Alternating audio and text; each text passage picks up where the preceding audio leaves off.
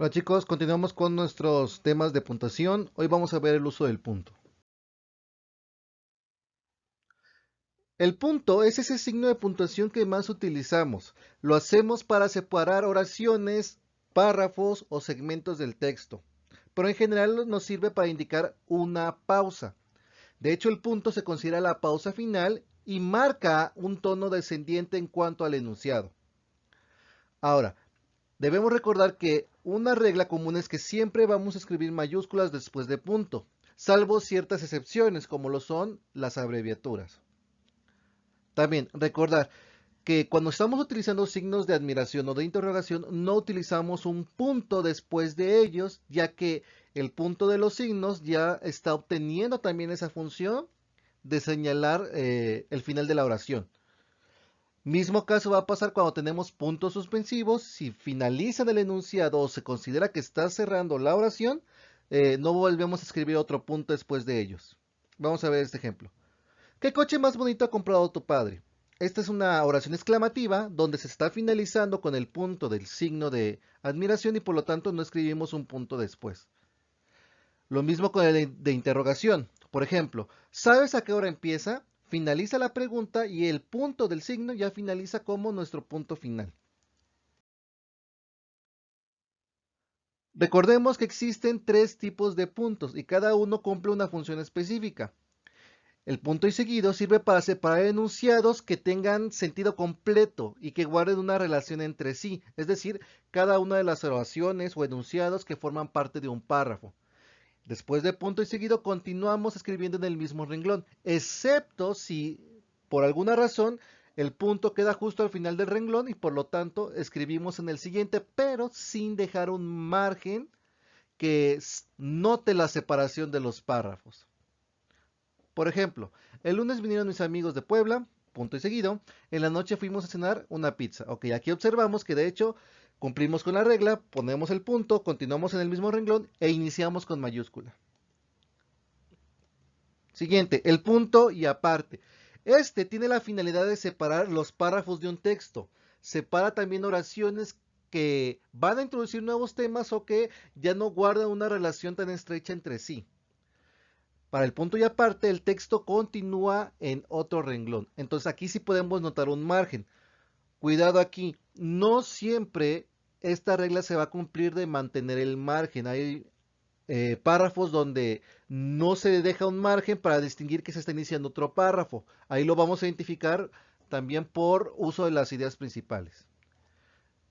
Por ejemplo, mi alma salió volando hacia las nubes. Ahí tenemos el punto, estamos marcando que ahí va el punto y aparte, se inicia en el siguiente renglón. Fíjense cómo aquí no estamos dejando un margen notorio de un párrafo al otro, sino que simplemente se está continuando, pero aún así es un punto y aparte porque se inicia una nueva idea.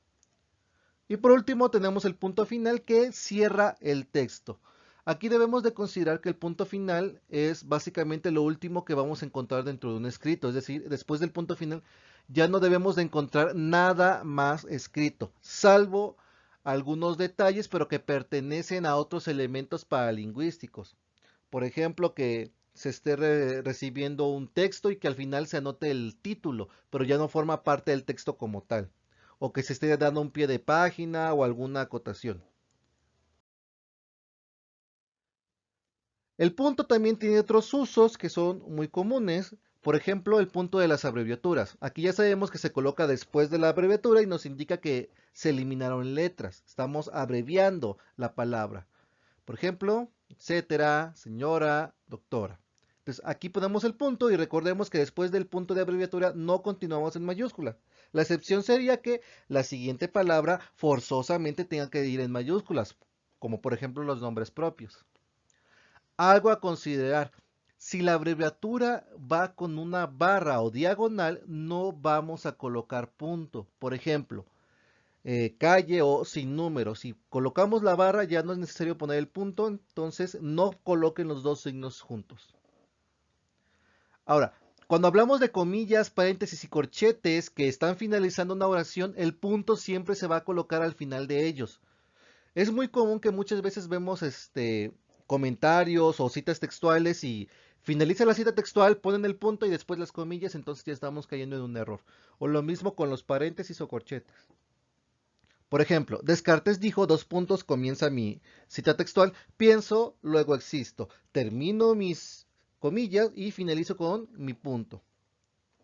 Después de cerrarla me senté, me quedé tranquilo. Aquí también tengo una oración entre paréntesis, coloco el punto al final, detrás del paréntesis. Entonces, muy importante nunca olvidar estos dos usos.